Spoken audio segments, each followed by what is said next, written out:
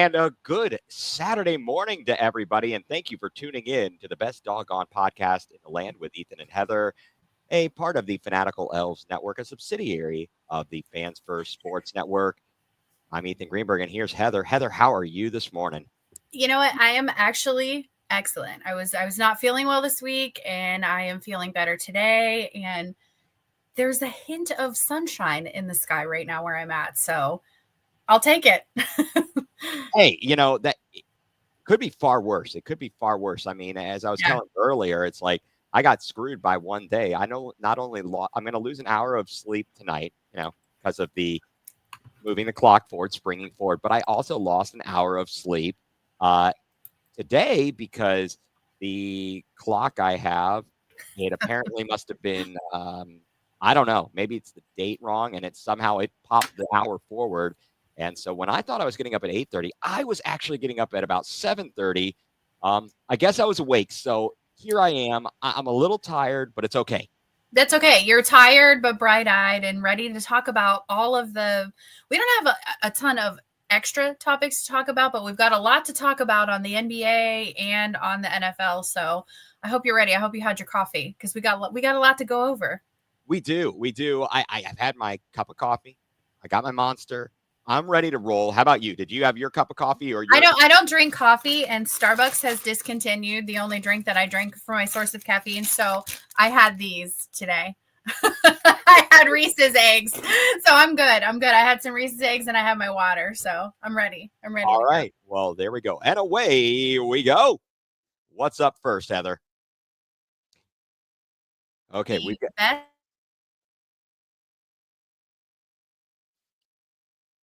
All right. So looks like we're having just a bit of a technical difficulty. So thank you for being here with us, Heather. Are we all good? I think we're all good. I don't know what that was. Did we hear about how we are talking about the best team in the NBA? The Cleveland Cavaliers? No, we did not hear that. But yes, Pete in Illyria, you're the man. Love you. Sorry. We are fellow Unfiltered 5, constant staples on the Really Big Show, ESPN Cleveland. Pete and Illyria, thanks for tuning in. And yeah, Reese's eggs are better than Joe B's, especially that guy who calls in on the voicemail and makes up the terrible jingle for the Joe B's. Pete, if you have any comments on that, please let us know. And voicemailers, Unfiltered 5, better than YouTubers. Now that we've gotten that out of the way, and I agree, I'm just going to agree with everything that you just said there. I agree. I completely agree. I like it. Yes. Yeah. So the Cavs. So the Cavs won their 13th in a row last night, and they did it in, of course, nail-biting fashion, the way that they've been on this winning streak lately. And, they're the only team in the NBA right now that has clinched a playoff spot. And maybe I'm not sure if they were as of last night. But I knew that as of our 12, when we hit our 12th win, clinched a playoff spot. Yes, we are now clinched in. We can't be in the play-in. We are a top 6 seed in the Eastern Conference. The Cavs, the winning ways are continuing. And, last night, it was a nail-biter, like you said. Yeah. And I don't know if that's a good thing, a bad thing or not. They didn't come out as sluggish as they had in some of their other recent games. Yeah. But then they let it slip and they get a guy. Miles Bridges went nuts last night. What is that all about? I mean, no. Doesn't it seem like, though, in a lot of these wins and a lot of these, it's like they're containing 4 of the 5 guys and they're just letting one of them go wild. They're like, you know what, you do you, boo, and we're going to guard the other 4 guys. So only one person's going to beat us and not the whole team is going to beat us. Yeah, and it's an interesting philosophy that coaches have. Sometimes they say, look, the guys are the best players. They're going to say they're going to get theirs. Yeah. And we're going to work on containing the other guys.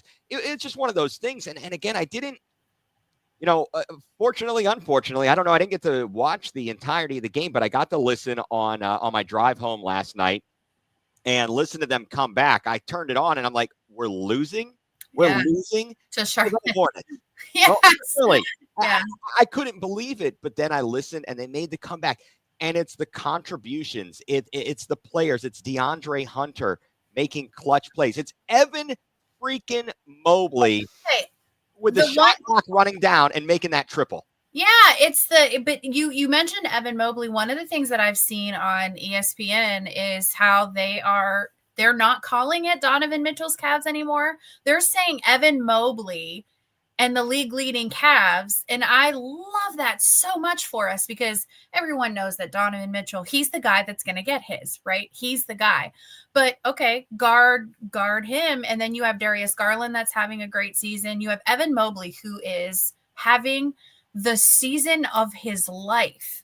And you can't tell me that doesn't have everything to do with Kenny Atkinson and how he's being used and how Mobley is being used. Oh, 100%. And the thing is that I think there's been reporters, specifically, I'm pretty sure it was Brian Windhurst, who said, look, if Evan Mobley, if he's your best player, I mean, you need that. And we do. We definitely, he has to be a presence. The ability he has created this season and all the work he's put in to make himself a respectable perimeter shooter, be a threat to shoot from three. His ball handling skills are fantastic. This guy, he can bring the ball up the court. I'm very impressed with what he's doing. Yeah. And they need him. They need him to be aggressive. What about his defense, though? It's amazing. Yeah, there's been a lot of talk that he's going to be, defensive player of the year, or that he's going to be in the discussion for defensive player of the year. I don't know if he will get it, but you never know. There's still a whole lot of basketball left to be played. Oh, there certainly is. He was in the discussion, and then injuries kind of took out some of the Wemby. Yes, Wemby is out for the whole year with the blood clot. Right. And Jaren Jackson Jr. from the Grizzlies was the favorite. And as if you watched the game on ESPN against the Grizzlies, you would have heard them talk nonsensically and all about Jaren Jackson Jr. as they were suckling his teats. Right. That's what they do, though. That's what they do. And now he's injured. He may not. I think it's possible he may not be eligible for the DPOY. So it's possible that Evan Mobley has moved up to the favorite. I haven't looked at the odds because, of course, as much as I know that gambling is a big thing, I'm over it, to be quite honest. Every segment, hey, I'll bet you this. I'll bet that I don't have a flying rat's patoozie about your over-under. Thank you. Okay, that's my FYI there. Yeah, no. And you can bet on everything, and I'm not betting. I don't do the straight-up bets. Like, I will bet, maybe once a week or something, and I don't do the straight-ups because odds change so much, and what am I going to put $5 on something that I forgot about? And I like to do the in-game parlay stuff, but it's out of control, right? it is out of control because even at the half, because it's FanDuel now that the Cavs are on, and every single segment, it's like, here are the odds if you did this. And I'm like, you know what? I just want to watch this game, and I want to watch these Cavs on a big win streak, and I don't want to have to talk about this all the time. Right. But the great thing is about all of the gambling is that it has created I think it's created more interest in the games. As much as I'm kind of sick and tired of it, there's a lot of degenerate gamblers or even people who are on the outside looking in, and they're like, oh, there's a legal way to do this. Right. It generates a little bit more interest. Again, I'm a little bit tired of it because it seems like it's all they talk about and they come on and so on and so forth. But it's a revenue generator. Oh, it is big time. Well, because that's what they need, right? Those people, the players need more money, and the league needs more money. And absolutely. I liken it though. I liken it to like fantasy football because for me, with football or with anything, actually with basketball and baseball, I've done both. I was always a fan of the Guardians. Or the Indians when they were. I was always a fan of the Browns. I was, it was Cleveland. It was the Cavs only. And then when fantasy came around, I'm like, okay, now I have a reason to watch every single game. I have some kind of interest in every game that's on TV. Yes. So I feel like that actually made me more of a fan and less of a Browns fan or less of a Cavs fan, more of a fan of just the sport.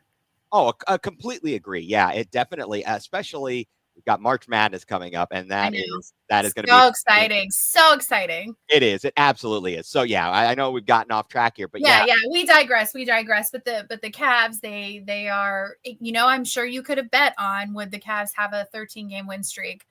So, and you probably could have bet on this. So this is actually the third time this season that they've had a plus 12 game win streak. They're only one of 7 teams in the history of the NBA to ever do that. Right. And to confirm your the information, the Cavs are the only team so far at this moment to have clinched a playoff spot in the entire NBA. It's insane. It really is, and it's talked about ad nauseum, but it is so incredible that until the trade deadline and making the move to get DeAndre Hunter, they brought back the entirety of the core. They made a change to the coach and the coaching staff. Yeah. And it seemed to unlock things. I think it's unlocked things, and certainly it appears there's a lot more maybe respect or appreciation by this roster. Yeah, and I think that it was it begs the question, going back and looking back at the trade deadline, I think we all thought, nope, the Cavs don't need to do anything.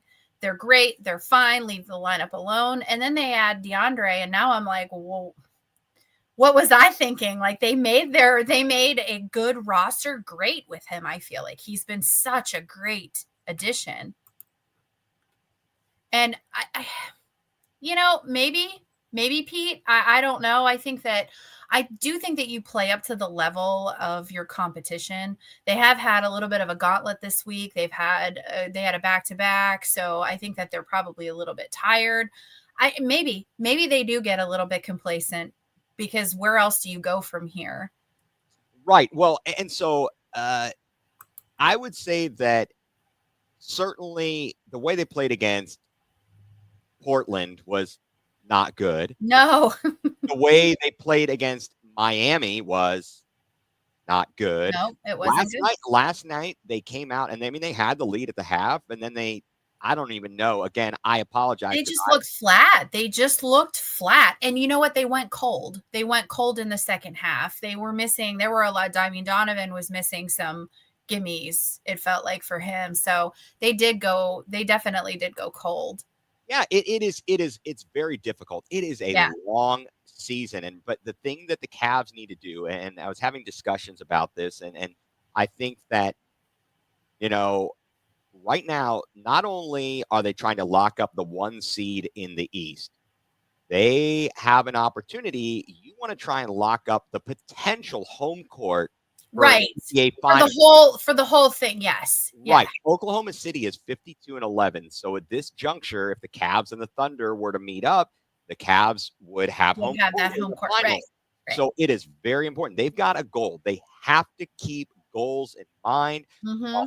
Obviously health is of the utmost importance. You don't want to run your team into the ground. You don't want to be like the Knicks. They have run their players into the ground. Now Brunson is out 2 weeks, and they got to keep winning. They got to keep playing. Right. But it's like Steve, this actually would go into what we're talking about here, what a difference coaching makes. And I think that, Ethan, you're talking about not running the players into the ground. He's not. His rotations are phenomenal. Donovan Mitchell is not, for once, leading the league in minutes. And because Kenny has such great vision, and he is not afraid to rotate players in and out on combinations that you would think, oh, that's a little bit different, but it's working, because he is, I think his basketball IQ is a lot higher than any of us even realized. There were a lot of people who were grateful that we got him. I don't remember seeing anybody saying, oh, I can't believe we got him, and why didn't we get X coach or Y coach? I didn't see a lot of that, but just from a front row perspective, watching this many Cavs games, he's a very good coach. He is a very, very good coach. He is. Now let me ask you, Heather, because we talked about this. You're a sneakerhead. What do you think of him wearing basically the Adidas shoes on the sideline? He's not wearing basketball shoes? No, that's a nod to Donovan, though. Donovan's shoes are in the Adidas line. I have several pairs of them, so it's just a nod to Donovan, I think. I don't know. Are they Sambas, or are they? Yeah. Are they? They look like Sambas, yeah. But do you remember the old skit? It was called Adidums. For less money, we had extra stripe. No, I don't remember that. Oh my God, I'm gonna have to go back and look at that. Yeah. So, eh, yeah, that's like Let's talk about shoes for a second, though. I don't know if no, I know no one noticed. I noticed it. Isaac Okoro wore his pink the shoe that he did the collab with JC Sheldon, and I have those shoes, and I was very excited. I was very excited. I noticed. I look at his shoes. I look at all the players' shoes. oh, well, but isn't it crazy, Heather, how the shoe game has changed? It used Yes, to it be has. that, especially and even at the, I guess, the collegiate level, Yep. you used to wear team shoes. You had Nope. a pair of shoes you all wore. Yep. Now everybody's on their own. Colors and designs and Exactly. It's yeah, very interesting. You knew that, like, hey, they're all going to be wearing the black sneakers. They're all going to wear their yeah. white high tops, or whatever it was. Well, you know what I like now? It's not just Nike because it was always Nike. It was always Nike. And now it's New Balance and well, Isaac Okoro has his hollows, whatever you want to say. And then Donovan Mitchell has his Adidas. So there's a lot more. And honest to God, you guys, Donovan Mitchell's shoes aren't, I say this they're not as expensive as you would think. They're $120. But like you get a pair of Nikes and they're like $200. So they're not they're not outpriced. So we digress again. We definitely digress again. We were talking about the addition of DeAndre Hunter, Ty Jerome. Let's talk about Ty Jerome because I think it's a nice segue into the next little segment we're going to do. But Ty Jerome's return from last year's injury he has been playing exceptionally well. Now, one thing I do notice about him is that he does play a little bit selfish. So do you think that with the addition of Hunter and Jerome and having the health, are the Cavs built to win it all this year? Wow. I think that it is wide open. Yep. The league is pretty wide open. As good as Boston is, and as much as Kendrick Perkins kisses their butts. Well, right. As Charles Barkley pointed out so eloquently, I love it. Right. They've got their weaknesses. They play with their food. If you can they are going to play their style, which is to shoot threes. It's going to come down in the playoffs. There's going to be a time. It's going to be about defense. It is. You play tough defense and it starts to slow down. And yes, they won a championship last year, but look at what they got. They ran through teams that all had injuries. That entire playoff run. Yep. They kept catching breaks with teams having injuries. And not to take anything. Look, a championship is a championship. You win. I mean, absolutely. Right. But the point being, every team has their flaws. In the Eastern Conference specifically, are the Cavs built to win it? I think they've got just as good of a chance as anybody. Yep. In the Eastern Conference, certainly I think we talked about this before. The other teams you have to look out for. It seems like Milwaukee is starting to pick up some steam, and tomorrow night the Cavs will be in Milwaukee, and they've had some great matchups already this season, really close ones. Right. Let's see how that goes. And I don't know. New York is suffering injury, so I'm not so sure about them. I really think it's going to come down to the 3-team race of Cleveland, Boston, and Milwaukee, because again, Milwaukee is starting to finally come into form. And they are because they've been an exceptional disappointment. What a disappointment Milwaukee has been this year. I mean, it's all Jimmy Haslam's fault. Well, yeah, obviously. Yeah. I mean, maybe if he would talk to his players. Oh, yes, that's exactly what it is. That is it's all his fault. It is definitely all his fault. Yep, I blame him too. No, but there were so those are the teams that you think could make some noise in the playoffs for the Eastern Conference. Certainly, and the Western Conference is getting interesting. It's getting much more interesting post the Anthony Davis Luka Doncic trade, because all of a sudden the Lakers are right. Now here's the question though, as you take a look at it or think about it, for the Lakers, right now they are tied. Well, winning percentage, they hold the 2 seed over they the do. Dodgers. Yeah, they do. They're 11 games back from Oklahoma. They're right. Neither Los Angeles or Denver are going to catch Oklahoma City. Oklahoma City is cruising to the number 1 seed. Yeah.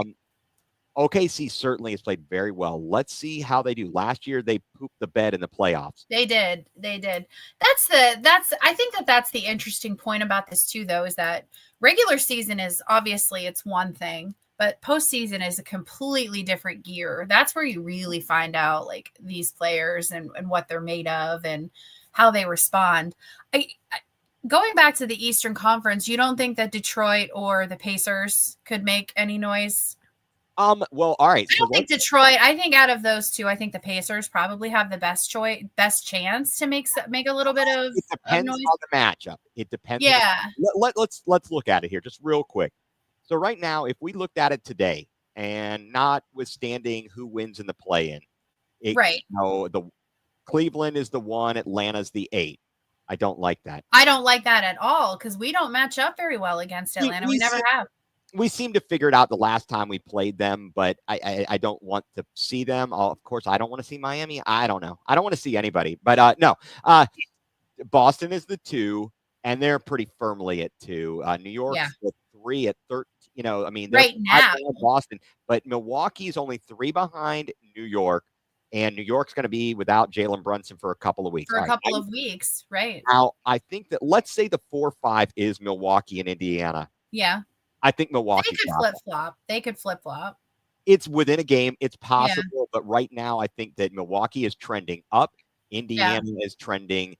Just they're kind of staying level. I don't think Indiana is trending. I think that they're pretty level. Yep. They are. And Detroit, they have an opportunity. I mean, they could possibly jump up to the 5, but if they stay in the 6 and play, let's say at this point, they played New York in the first half. Yeah. JB will be playing some tough defense. Yeah. Obviously, we've seen what JB does against New York. Eek. Or doesn't do.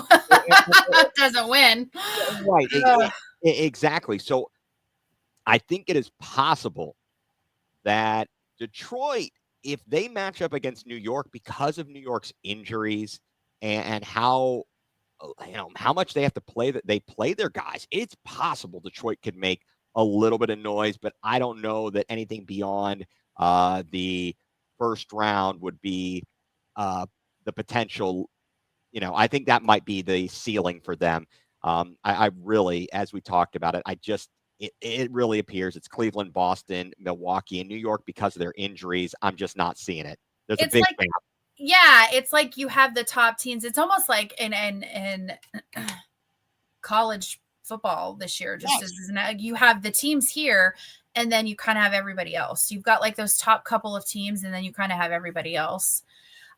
So I think that this is probably a good segue into the next thing that we were going to talk about. Yes. How much is officiating going to factor in to the playoffs, and how much what are we seeing with officiating? So you guys, if you missed it this week, Cavs against who was it against? I think it was against Portland. It was Portland. Yes. So the officiating was very, very bad. It was very bad. And I think that there was a record number of fouls called in the first half, record number of free throws called or shot. I think there were like 52 or something in the first half alone. So after the game, Ty Jerome had this to say. Free throws tonight, just how tough was it to just get in a flow on both ends of the floor? Yeah, I thought the refs were really bad tonight, especially Natalie. She was really bad. So when stuff like that happens, they kind of lose control of the game, and you just got to keep your head. I thought that first half was ridiculous. Third quarter was horrendous. And, just got to keep your head and keep playing. So our man got fined $25,000 for calling out the refs, and I think it probably would have been less had he not called the ref out specifically. So he called out Natalie. Is it Sago, Sago? How do you? I believe it is Sago. Sago. So he called out Natalie Sago specifically, and listen, anybody that knows me knows that I am not, all men are terrible and they're against women. But some of the comments that I saw on the TikTok that I just showed and on a lot of the stuff on X, the general consensus was from the from the generally male population was that women should not be refs in the NBA because they're emotional, among other things, because they're emotional. And that really just kind of set me off. So I fired off a post about it because, listen, is she a bad ref? Yes. There is absolutely no question in my mind that she should not be officiating games, that she's not a good ref. She needs a lot of work.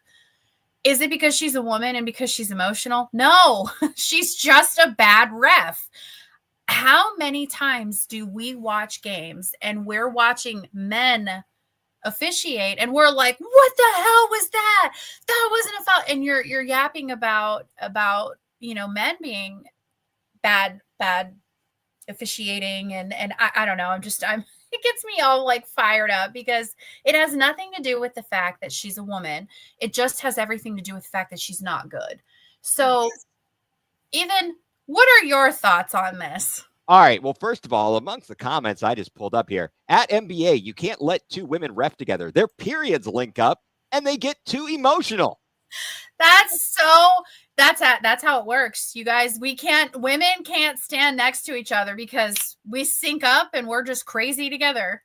Exactly. No, I was, first of all, I was disgusted with her as an official, not because it's a she versus a he. We've seen Scott Foster is horrific. He's one of the worst NBA officials, but he's a man. So does he get a pass for being horrible? No, It has nothing to do with the fact that this is a woman. And I'm so sick of this bull bleep that people talk and try and say, it's a DEI hire. This is why screw you. Yeah, it's okay. So where are you going to school? Are you starting reffing little league games? Because guess what?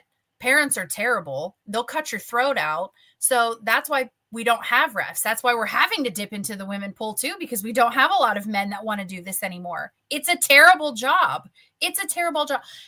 Look, we're discussing this and how bad they are. I'm not out there officiating. I don't know if I could make a game time decision, a snap decision call on what a foul is or what it isn't. I know that she should not have that job. It has nothing to do with it being female, though. Right. And I haven't looked at her overall. I haven't seen anything to talk about what she has done overall. How many games has she officiated? What is her experience? And generally what the consensus is. All I can say is that game was officiated horrifically. It was horrific. It really was bad. But they act like she wasn't the only one that was calling terrible fouls, calling terrible, everybody had their whistle in their mouth that game.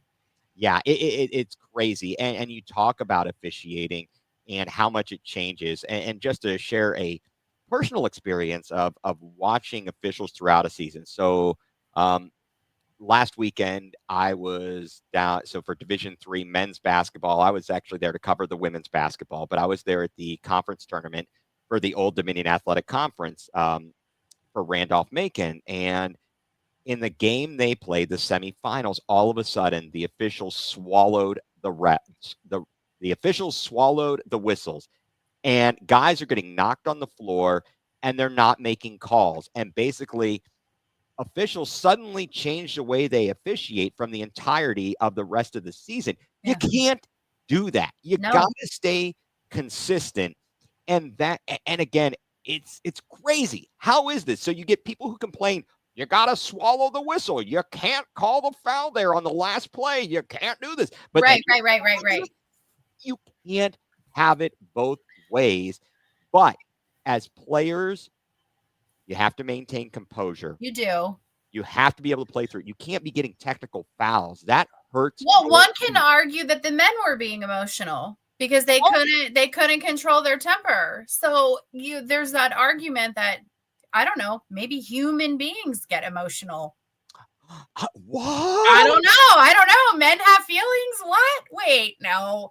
We can't have that. Yeah. So and Ty Jerome, in the post game press conference, you can argue that he was emotional, even though he was level and very calm talking about it. He still was worked up. He was still mad enough to call her out by name, and he's like, "I don't care about your $25,000. Find me." Now, Pete said calling out the ref by name, that's a no. And thank you on the congratulations. So you can't call him out by name. I don't love the rule that you're not allowed to say anything bad about officiating. I don't think I love that rule because players should have a voice. Players should be able to say, look, it was terrible, because it was terrible. And they're the ones that are being affected by it. So, yeah, maybe not calling her out by name, but if he had just said, like, officiating was really, really bad tonight, yeah. You're not wrong. No, you're not wrong. And I don't know where I fall on it. I think that at the end of the day, it goes both ways. One, as the player, you do need to maintain your composure, and calling players out and calling out owners or front offices, which we'll get to a little bit later. It's a strategy. It is. You know what you're doing when you say it. So I think that you have to. It's calculated. It's definitely. He didn't just say that without thinking about it. He knew. Oh no, he knew. Yeah. So I think that it goes both ways, and you really need to be careful. But I think at the end of the day, this is not about the gender, of the official. This is just bad officiating. Right. And it's something that you have to be able to deal with. You're going to have that sometimes in whatever matchups, and you got to roll with the punches. Right. And that's where I think that's where we can leave this discussion and move on to some bigger ones. But that's, you got guys, girls, we need to do better. We need to do better. It's not a male or female thing. It's just a human thing. She's a terrible ref. It has nothing to do with the fact that she's a she. And I mean, we could talk about Angel Hernandez in baseball. Exactly. Everyone knows his name. So is that because he's a man? No, he's just a bad umpire. Yeah, I think he got the short end of the stick or something like that. But before we segue to our next topic here, Heather, let's take a moment for a word from our sponsors. You are tuned in to the best doggone podcast in the land on the Fanatical Elves Network and Fans First Sports Network.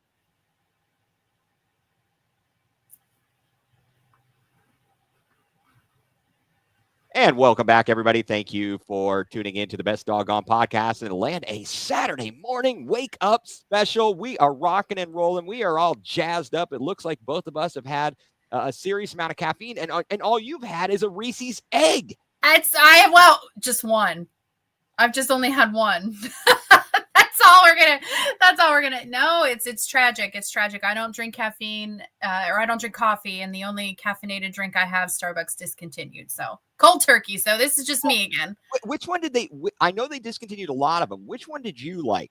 I liked the Java chip Frappuccino. I got it made with non-fat milk and no whipped cream. And now wait a second. The Java chip, did that have caffeine in it? Because there are certain ones that don't have caffeine. Like I accidentally got the one. I used to love the mocha frappuccino, and it was so good, and it sent me into type 2 diabetes. The mocha cookie crumble. I've tried that one too as a substitute. It's too rich for me. It was too rich for me. Yes, it had. I could get like double. The espresso, get the double. Yeah. It had that. I could get that. Sometimes I got the double pumps. Nice. I had to. Did you ever find with your frappuccinos, because of the straws, I would ask for the double blended? Oh yeah, because of the chunky. Yeah, exactly. I'm like, we need the big milkshake straws. Like we did because the chips would get stuck. The chips, the ice, whatever it was. Panera actually. They do the big like milkshake straws. I'm a big fan of that. I'm a big fan of the milkshake straws. You got to have that, or you're going to have to double blend. We're going to have to smooth that out a little bit. But Panera, if you're listening, sponsor us. I love Panera. I love Panera. So hey, they are good when they don't mess up your order. It's fantastic. It's great. So let's talk about something that it's been crazy NFL free agency news. We're not going to talk about the draft. That's coming up in a month, 5 weeks, something like that. Yeah, it's gonna actually a little bit longer than that. It's gonna comes up at the end of April. Is So it Siku? I yeah, don't even know what day it is now. don't worry about it. I don't know either. It's all good. Yeah, it's next month. It's next month. So, we've touched on some draft stuff, but let's talk about the big news around the NFL. And there has been some big news around the NFL. Max Crosby. You guys, if you don't know, Max Crosby, he's a defensive end for Vegas. Let's see. He gets paid. They just extended him $106.5 million. Total compensation package of $149.3 million through 2029 with, get this, $91.5 million guaranteed. He is a defensive end. He has officially become the highest paid non-quarterback player in the NFL. Ethan, how do you feel about that? Well, I don't know. Highest paid non-core. Oh, I don't know anything about that in Cleveland. No, I think that Max Crosby, first of all, isn't it amazing? Eastern Michigan, right? Yeah. He came out of the MAC. Yes. And Khalil Mack came out of the Khalil Mack came out of that, yeah. It's amazing because these are guys, and we talk about this when you talk college football about the big schools and the power 5 or the power 2 now, the power 2 conference. But yeah, so it just shows that it doesn't necessarily matter. You can maximize your talent, and Max Crosby has done that. Now Las Vegas, this is they're making some interesting moves out there. So I was just going to say interesting. The Raiders are making some interesting moves. New coach Pete Carroll. Yeah. And so first of all, I think that the Max Crosby contract, 6 seasons. Yeah, 6 years. Last 4 Pro Bowls, and I think most quarterback pressures in the league since 2021. Mm-hmm. Wow, that's very impressive. He has been a mainstay there, and he is keeping them afloat defensively. And now, just what the Raiders are doing is you have to start to look and go, what are they going to be doing in the draft? We're not going to go into the draft, but they are going to be signing Geno. They traded for Geno Smith. Now, is that a Pete Carroll thing? Because Geno Smith played with Pete Carroll, obviously, so he knows him. Is that a Pete Carroll thing? Yeah, I think it's a little bit of everything. I was watching our fine friends on ESPN this morning, and Jeremy Fowler was talking about at the combine. It became clear there were discussions that they weren't going to be able to reach an extension with Geno Smith. He has 1 year left on his contract. Yeah. And so it was one of those things where because they weren't going to be able to reach an extension, they said, "Oh, let's make a trade. Let's get something for him. Let's get something." So now you go, what is the picture for the quarterback in Las Vegas? You assume Geno Smith. They made this trade. They're on the hook for his 1 year remaining, $31 million on his contract. Right. In Vegas. Are they going to now?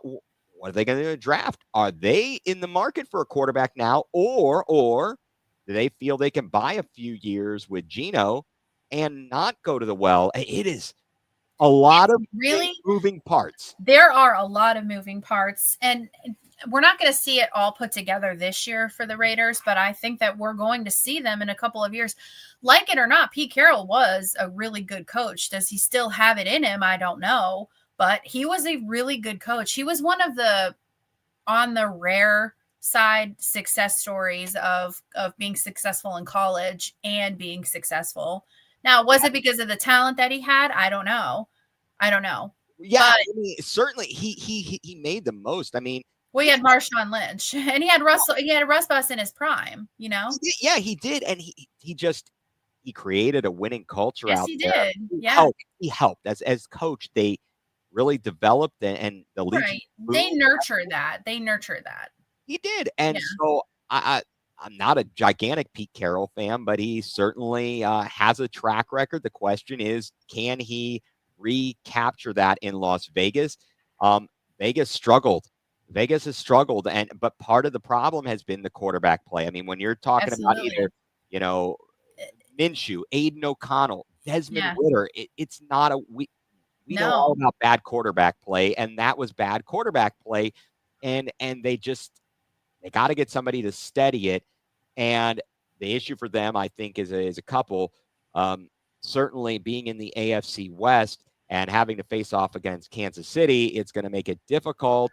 And Denver's on the upswing as well. Denver is on the upswing, and you like to see On that paper. with their quarterback. Yeah. Yeah, I mean, they've Yeah. now look at the coaches in the Yeah. AFC West. Yeah. I mean, like it or not. So you've got Andy Reid, Yep. Pete Carroll, now my brain is Sean Payton, and Yeah. Jim Harbaugh, who we don't love, but he is a proven successful NFL coach, right? Whether we like him or not. So it's a very competitive division. The AFC is just it's going to be tough, and in order to compete, they've got to have better quarterback play. I just feel like with the Raiders, the parallels between them and Cleveland are so similar. You have your defensive end. Your defensive end. Ours is like, no, we're not going. We'll talk about that here in a second. But it just seems like Vegas is, and you have the bad off the field behavior. Vegas went through that spell where everybody was getting assault charges, weapons charges. Right. We won't even talk about the horrific thing that Ruggs did. Like that was horrific. So the difference is, though, I feel like is the Raiders are trying to swing that pendulum back into the success, and they're doing it in a way that's not going to be detrimental to the team, unlike the Browns. Yeah, I hear you. It is difficult. Did you see, though, talking about bad behavior, I saw something posted, Xavier Worthy arrested in Texas last night. That. Criminal assault against a family or household member. He was allegedly impeding the breathing of a household member. Oh boy. Jeez. Yeah. I don't know. I mean, kind of on an, I don't even know how to say this, but being able to control your emotions. What? Right. And in the heat of the moment, realizing that, I mean, violence is in no way. I gotta walk away. Is in no way, shape, or form okay. I mean, I find myself, I don't mind, I guess, yelling and screaming at inanimate objects to nobody in particular when I'm frustrated. Yeah. But I'm not going to resort to some kind of physical violence. I mean, granted, I'm not in the presence of anybody that I would do, but I would never how. That's not where that's not the first place that my brain goes. No. That begs a question, though. Do you think the NFL does enough for some of these kids who are now gazillionaires? And some of them, this has nothing to do, I'm going to preface this. This has nothing to do with race. It has nothing to do with anything because but some of these kids, doesn't matter who they are, come from rough backgrounds, or they come from, situations where they haven't had the best, easiest road, and they've overcome all that. But how do you go from, struggling and hustling and grinding your way up to all of a sudden now you are a multimillionaire and everyone wants a piece of you? Yeah. Everyone wants a piece of you. It is very difficult. And I don't know the insides and outs. I think they have tried to implement things for NFL players, like rookie symposiums, trying to talk about financials and everything. But the emotions, and it's not just NFL players. It's no. Basically, it's what you grow up with. You sometimes are doomed to repeat it if you don't address it. And that, again, that has nothing. That's not just to NFL players. It's anybody.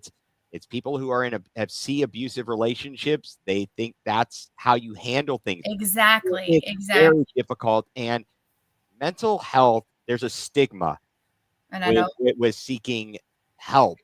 And there needs to that needs to go away. It needs to go away forever. It's important. It's so important. It's so important. If you had appendicitis, you would go to the hospital and you would have it fixed. Or if you had pneumonia, you would go to the doctor. Your brain is no different. It's no different. No, it is absolutely no different. You have got to take care of it. You need to give it exercise. You need to work on it. Yep. There's a lot to it. It's Yeah. tough. It is tough, and that stigma needs to go away. People need to reach out. They need to get help. They need to get be able to control emotions Yeah. and just realize when to step away. It's a tough lesson to have to learn, and I hope that whatever it is, the fallout, whatever it takes, they get a chance to work on it. We saw it in Cleveland with Michael Hall last year. Yeah. And Well, that one was all she retracted everything on that one. well, she retracted it. I mean, how much of it why did she retract it though is the question. And I don't know. No, honestly, on that story, I'm going to lose my girl card here. But on that story, I heard it was complete and total. Her and her mother made up this whole story. And then when the pieces started to come together on like the actual, okay, well, what happened? There was no coherent, like, oh, well, wait a minute. You said it happened this way. You said it happened this way. So, but that's where we could do a whole show on that, where it starts to become dangerous too, like some of these false accusations, and it makes the credible ones. Exactly. And you can't put yourself into these positions. Yeah. Yes. Yeah. Don't put yourself into these positions. Exactly. And we talked about it probably previously, when we started talking about guys and all the allegations of the massages and this and that with Justin Tucker now and Deshaun. Yeah. Justin Tucker. They're all coming out now for Justin Tucker. And that's going to be an interesting story. What is Baltimore going to do at kicker? Are they going to stand by this guy, or are they going to say, look, I'm out? Stories that said Cleveland is going to sign him to the largest kicker contract in the history of the NFL. We are the butt of all these jokes, of course. So, well, we're talking about guys like that. The next biggest piece of news is Saquon Barkley got paid. So you have the complete antithesis of a terrible guy, and you have the poster child, really, who you would want representing the NFL in every single way, because Saquon Barkley, everyone knew who he was on the field when he played for New York, but now people are starting to see who he is off the field after winning the Super Bowl. And he just seems like a genuinely good guy. So he just got a contract extension, $41.2 million over 2 years. He's the first running back to crack that 20 million mark, and 36 of it's guaranteed. So what does that mean for the rest of the league? Are we going to start to value running backs again, or are we in this loop where, again, you have that like huge drop off? You have the running backs here, and then you kind of have everybody else. Like you have your top five, and then you have everybody else.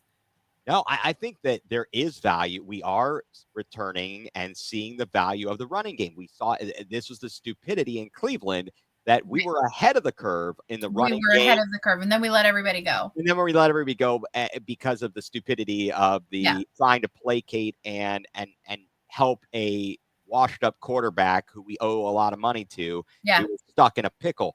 But running backs are valuable. You saw it in Baltimore. Derrick Henry tore it up. Saquon, the Giants. Oh my God. Wow.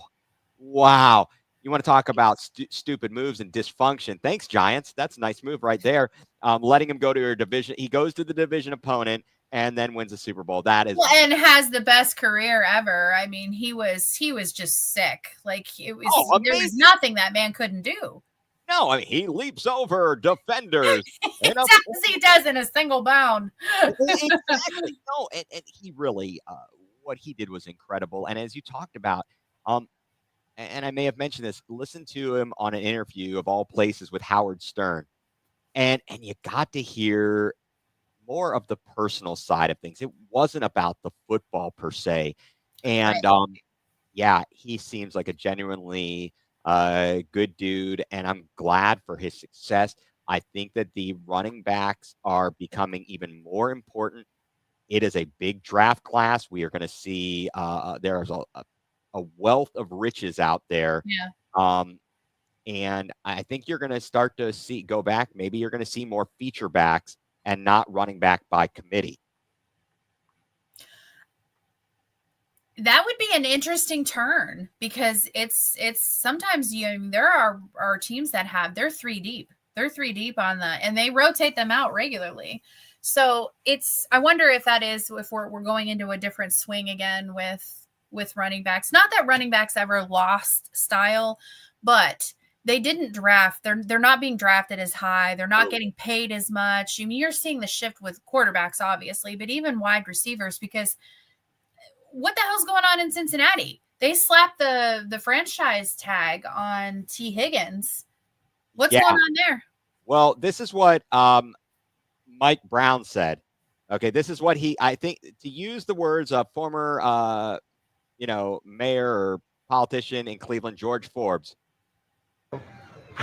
I do not have the money, okay? Did you hear me? Oh, got it. I do not have the money, okay? I don't got it. Yeah, and Mike Brown, I mean, Cincinnati's kind of a crazy place, and I've heard it said before, so this is not me saying this, that, or an original thought here. But okay, you've got owners who have other money and businesses, right? Mm-hmm. And the football team is not where they make their money. Well, for Mike Brown and Cincinnati, football is their business. It is. So they don't have the kind of money to just throw around and like the Haslams do in Cleveland or elsewhere to say, right. I'm going to convert your salary. I have the cash up front to pay you, right? But T. Higgins, that Cincinnati, they got some stuff going on there.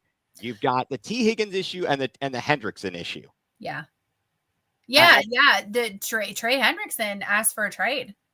Yep. He asked and they gave him permission to seek a trade too, which surprises me because their defense was their Achilles heel last year, and now you're going to get rid of arguably the best defensive player that you have on your team. You're just going to let him walk. Like, do they even care? Yeah. You have Joe Burrow and T. Higgins and Jamar Chase, and you're wasting it. Yeah, exactly. Well, actually, think about it. Cincinnati has done this before. They had Carson Palmer, Ocho Cinco, Hushmanzada. Oh, yeah, TJ Hushmanzada. They had Adam Pac-Man Jones, who love him or like him. He was great. No, they've had times like these where they've had so much talent and haven't been able to put it all together. Certainly, I don't know what they're thinking there. I really don't. I think it would behoove them to, I don't know. It's kind of like we talk about the Guardians. It seems like they need an inflection of financials and money to help out there. This T. Higgins situation, yeah, they're tagging him. Great. He's not, and they're going to probably then try to negotiate a contract. I don't think T will go for it though.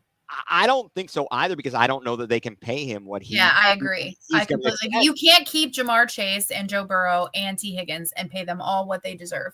Yeah, it's going to be very difficult. And then also talk about the Hendrickson thing.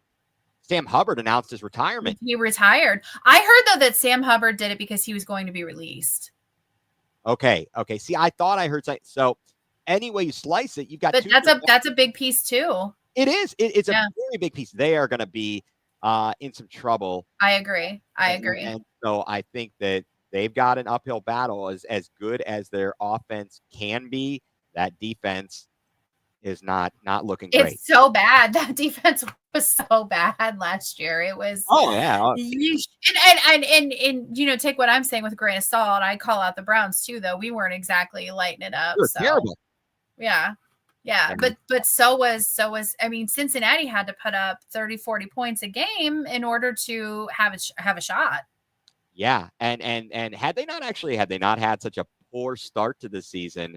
Oh yeah, they would have been in the playoffs. But yeah, they were right there. But it doesn't matter. I mean, you can't. You can't start. That's the thing. You can't start that way, and then yeah exactly. You can have those. If football is baseball and basketball, you can have those skids where you're on a losing.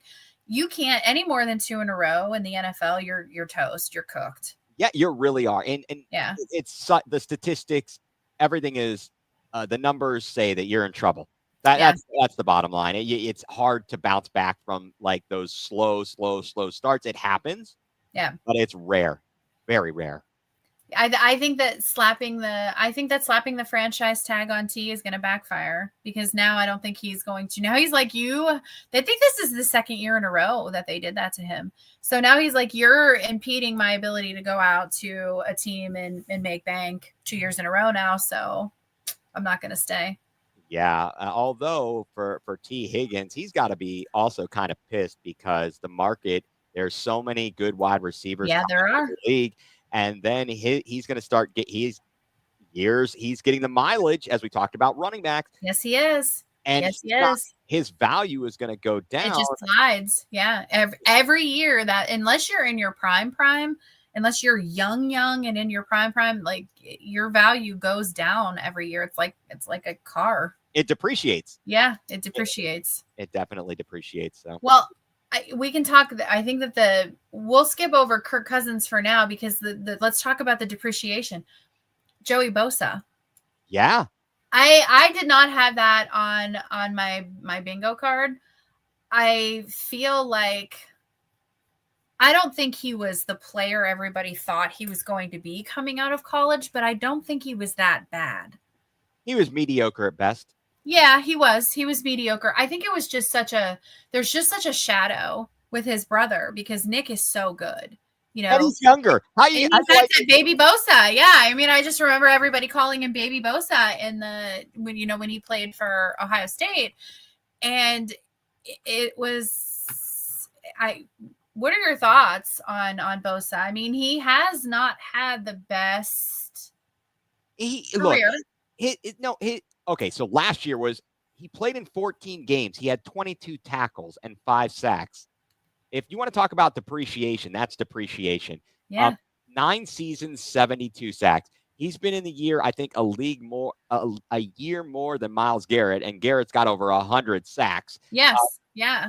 And he's only played, it looks like, if I was remembering correctly, all the years that it was still 16 games in the regular season. Yeah. Out of those 9 seasons, only played all of the games 3 times. And I think that he's been disappointing. Yeah. He's been a letdown, just like it's kind of, I mean, to use the comparison, because if you talk about Ohio State players who've been a little bit of a letdown at the defense, Chase Young, a bit of a letdown there. Yeah. Chase Young has been a lot. I mean, maybe it was the team that he was on. I don't know, because look at him now. Yeah. Look at Washington. Yeah. He was a really big letdown. Yeah. 100%. He was a letdown. Joey Bosa has been a kind of sort of a letdown, and I think his value is depreciated. He's going to be, someone's going to look for him as like a 1-year rental, maybe. Right. And you had brought up a really good, like a Jadeveon Clowney, I think sometimes defensive players maybe hang on a little bit too long, because once they're done, they're kind of done, because you're always going to have younger, stronger, faster. And you can't fight Father Time. You just can't. No, it's undefeated. Yes. Yeah. It is undefeated, and it always will be. There will never be a time where it doesn't lose. No. It's that Toby Keith song. I ain't as good as I once was, but I'm as good once as I ever was. So, you'll have those flashes of the old, and I think everybody is like, oh, they're back. And then they come out the next game and you're like, no, yeah. Yeah, exactly. So, well, so Evan Engram, he was released.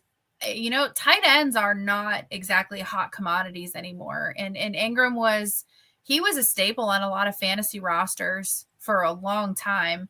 And, now what's the interest in him going to be? Yeah. He was released. I don't know if everybody had seen that. Evan Engram was released. Yeah, I mean, well, first of all, what a disaster in Jacksonville. That is a real poop show. Yeah. Yeah.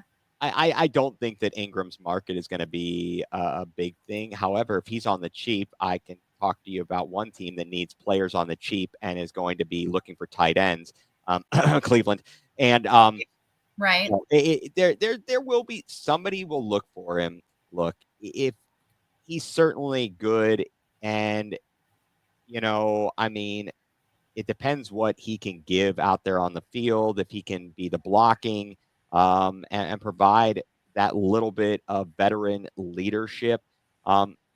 certainly going to see some things. I mean, you're even seeing tight ends like Mark Andrews certainly coming off injuries, but he's kind of declining. I know, and he was a guaranteed guy. Like he was just money, you know. Right, and he was Lamar Jackson's safety. Yes, yeah, blanket. yeah. And I think it's one of those things where Evan Ingram, I mean, again, as you said, 30 years old. That's getting up there in age for most NFL players, receivers, et cetera. It is. Well, especially at the tight end. Yeah. At the tight end, yeah. Because it is such a there's so much physicality. There is. Yeah, because tight ends, they pose as more than just a receiver. They do a lot of traditionally they do a lot of blocking. So exactly. It's way more physical. Yeah. Yeah. I mean, I'm not shocked by anything that Jacksonville is doing. That again, the fact that they didn't have a GM before until like 2 days before the combine is kind of crazy. The fact that they wanted to get a coach and the coach said, I don't like the GM, had turned him down. They said, okay, we'll fire the GM. And then he's like, okay, I'll be your coach. I mean, peak is the best way I can say it. So I think we both agree Ingram is just like, I don't know if he'll find a home. Maybe he'll find a home on a second, third string, you know, just as a placeholder until he's accepted the fact that his career is done. Yeah, probably. Yeah, that's a tough pill to swallow. it definitely is. Yeah. It's a horse pill. It's a horse pill to swallow. Yeah. So we're running over a little bit, but I think we can close out. We don't have to talk too long on it. We can close out on the disaster that is the Browns. And you guys, this has nothing to do with us being Cleveland fans. This just has everything to do with the Cleveland Browns are all over the news all the time for various reasons, and none of them are ever any good. So the Browns got a couple of things. They've got a couple of things that are blowing up in their face right now. So the first thing is they did restructure Deshaun Watson. They do save $36 million in cap space, but Ethan, as we were talking last night, you want to explain how it's not completely accurate in the 36 million. Okay, so they created $36 million in cap room. Okay, and that means because they had to comply with the salary cap of $279.2 million by Wednesday. So I guess by this coming Wednesday. So this actually only puts the Browns at $12.8 million under the cap. Then, and this is according to, I want to give credit because I'm reading this. This is according to Tony Grossi on the Land on Demand. He posted, they have to reserve $8.64 million in cap room for their rookie draft picks. And then, talking about Myles Garrett, if they decide to trade him, they'd have to create another $36 million. There's no way to they're accommodate the dead cap charge. So I hope that. So the Browns are cooked. And in short, the Browns are cooked. This Deshaun Watson contract is the gift that just keeps on giving. It just keeps on giving here. Even restructuring, because he better not ever see another snap of football in a Browns uniform on the field. Go somewhere else. I don't care after this contract is over, but he's done. He is done. The fans are done. I think everybody is done with Deshaun except Deshaun. So let's just get through these next couple of years, I think, and filter out this misery, because his contract was the gift that just kept on giving. And winning fixes everything, but we're not doing any of that. That's the problem. We're not doing any winning. So Myles Garrett is not going to get traded. Anybody that's watching here, we can talk about these scenarios all day long. He's not going to get traded. Haslam won't even talk to him. And I wouldn't, would you, Ethan? I wouldn't entertain that. Look, I'm not letting you go. We can't afford, number one, we can't afford it. Number two, you're under contract. Number three, just play. So Myles, you got two choices here. You can sit out and let your value go down by not playing for the next 2 years, or you can play. And I don't know what's the solution here with Myles. All right. So first of all, the interesting point is this, or some interesting things that came out yesterday about Haslam refusing the meeting. Apparently, it wasn't just that Haslam refused it. According to the reports, essentially Haslam said, no, go talk to Andrew Berry. I'm not doing this. He tried to go over. So he tried to go to right to the CEO instead of going through to the VP. Right. Like he tried Right. to he didn't go through the proper channels. Okay. Exactly. So this is, and to use other people who pointed this out, this is the child going to one parent, not liking the answer, and then going to the other parent. Yeah. And I saw somebody else's article. They talked about like for the Cavs, when LeBron James in a Cavs uniform, they always say he was like the de facto GM. Yeah. He would basically say, this is what I want, and would overrule whatever the GM was saying. Well, here Jimmy Haslam is saying, look, I'm not going to be the one. Look, you need to talk to Andrew. Right. He's the one that I put him in charge for a reason. Right. Exactly. And so I think you need that, as much as we don't like and don't. I agree. I agree with the approach. Yeah. And no, 100%. So I think that was the right thing to do. Yeah. To redirect him and say, I'm not going to meet with you. I think that the ability to trade him is going to be very, very difficult. I wouldn't say it's an absolute 0.0% chance, because you never know what some team might offer up and what they might be able to do financially. So I can't say for a certainty that there is no way in hell it would happen. Right. I highly doubt it. I highly doubt they're going to be able to make a move and trade him as he so wants. And I find it to be just a piece of crap move. It's terrible. It's just further eroding the organization. Like, you took a fire. It was a forest fire, and now you're making it into a multi-state wildfire where you're just leaving a devastating, because every little thing like this is just making it worse and worse and worse. So you decided in all your infinite wisdom, Miles, that emotions are high, everyone is unhappy, so I'm going to pour gasoline on this fire and make a bad situation even worse. Brilliant. Oh, yeah. Brilliant move. And I'm going to do it publicly. Oh, yeah. Well, I'm going to write a letter. I'm going to do an open letter, like anybody outside of Cleveland cares about you. They just simply don't. No, they don't. I mean, it's a great talking point for the national shows, but as we talked about, he took a flamethrower at press row during the Super Bowl and went on a public rant there. But it's kind of funny. Joel Bitonio says, I'm coming back. Yet Myles Garrett is like, nah, you losers suck. I'm out. You're the moron. You helped push Baker Mayfield out the door, and now you're not happy with the situation. They swung for the fences to get a quarterback. It didn't work out. But you act like the team is not trying. Hey, I think that's where I get the most upset about it, because, you know, if like you had, like your analogy with Mike Brown, and Haslam is trying, he is spending an exorbitant amount of cash. Did it work out? No. But he is at least trying. So you do have an owner that does want to win and does care. It's just that right now it's a dumpster fire because, you know, Nick Chubb is going to test free agency. But again, as Cleveland fans, we look at everything from an emotional standpoint. We love Nick Chubb. We love the human being, Nick Chubb. Is he a great running back? Yeah, he was. I don't know if he's ever going to get that back. I mean, his knee was absolutely decimated for the second time. But we look at it from an emotional standpoint. So we love Nick Chubb. He's our blue collar guy. He is the face of Cleveland. And now he, you know, wants to try to test the free agency waters. And now we're all like, burn the whole organization down if Nick Chubb goes.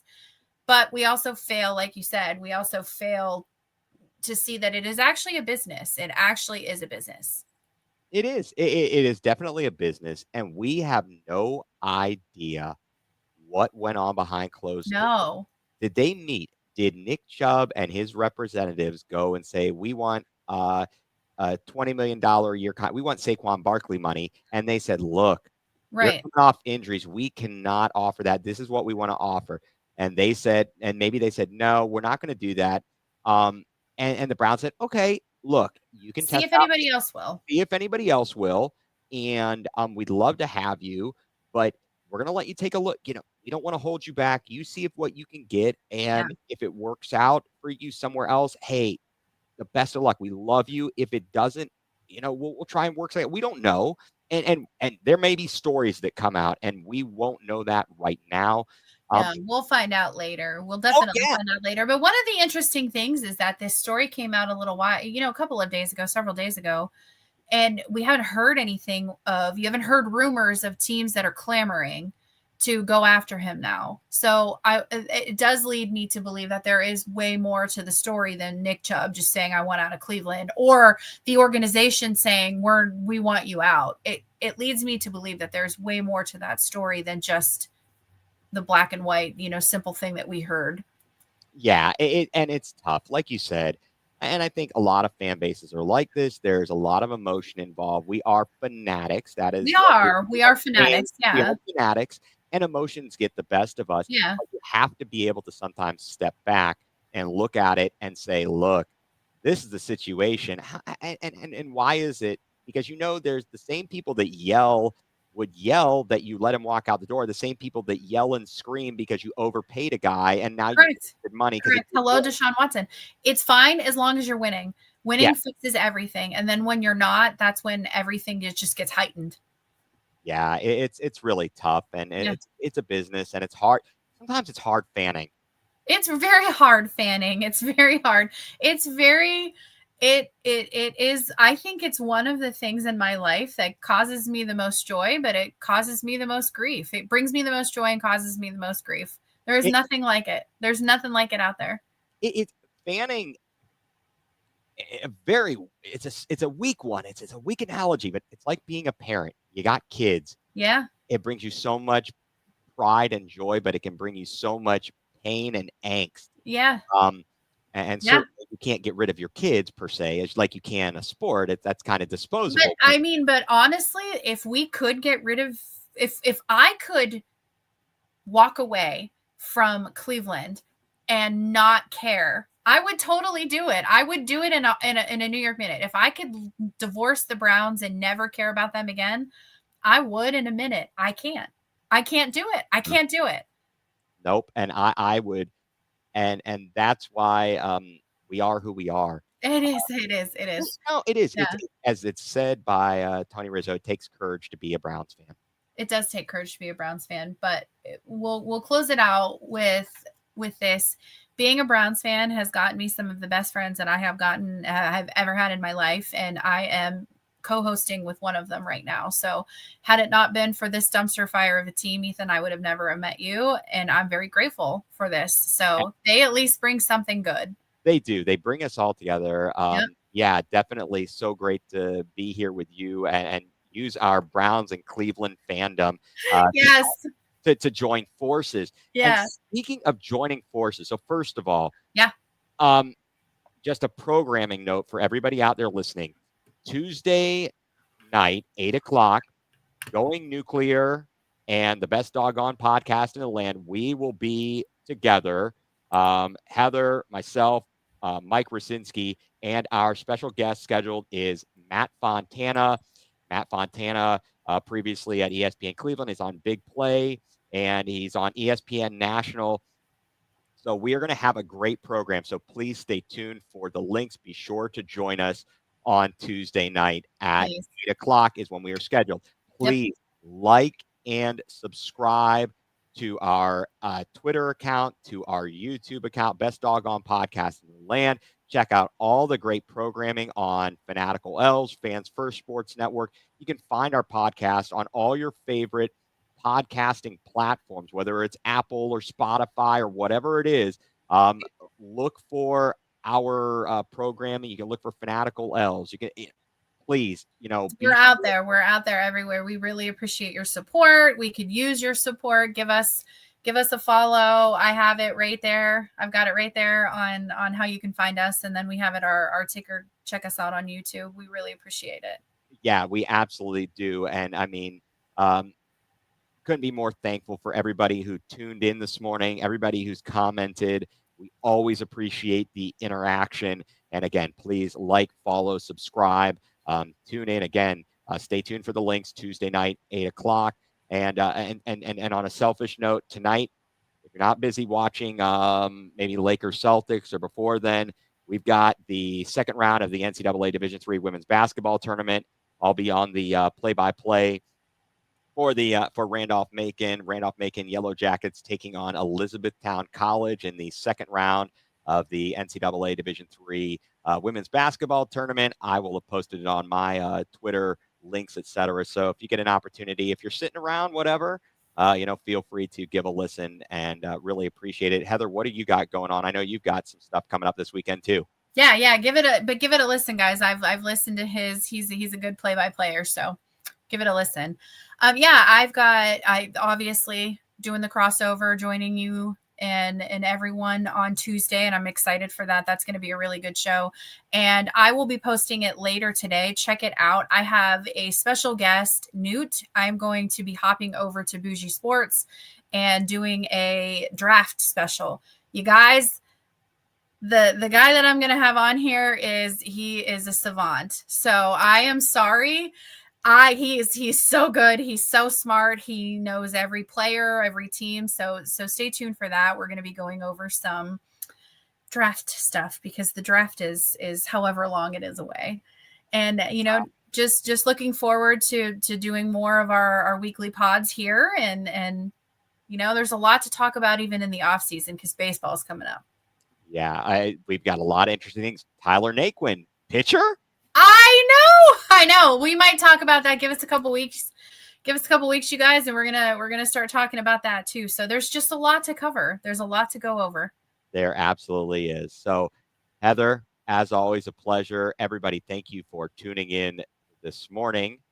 Yes. Thank you so very, very much for joining us on a Saturday. Yeah. So until next time, you have been tuned in to the best doggone podcast in the land with Ethan and Heather.